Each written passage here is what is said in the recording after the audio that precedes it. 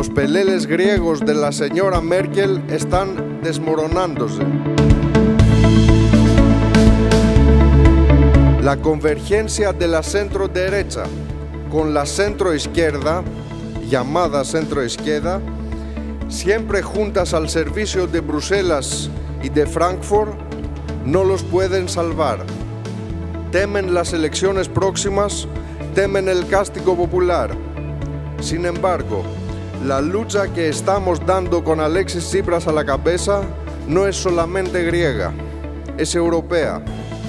Y en esta lucha necesitamos vuestra solidaridad, porque el enemigo es común y amenazador. Este 25 de enero se van a celebrar por fin elecciones en Grecia. Unas elecciones que han despertado el interés del conjunto de la izquierda europea, porque Syriza tiene posibilidades reales de alcanzar la victoria.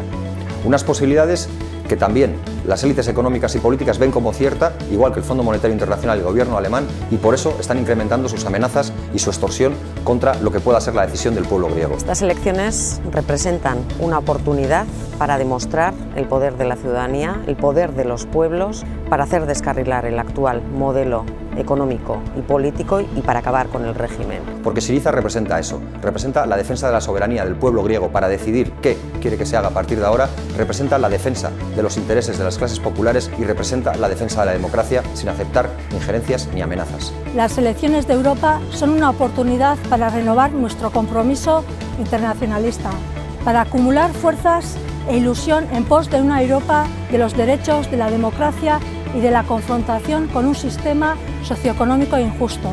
El 25 de enero será una oportunidad para recuperar la esperanza, para recuperar la dignidad de una ciudadanía harta de ser sistemáticamente engañada y harta de ser despojada sistemáticamente de su derecho a decidir.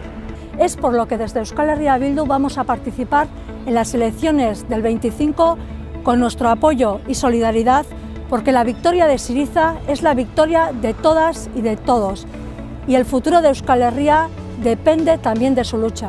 En Grecia, la esperanza tiene un nombre, Syriza.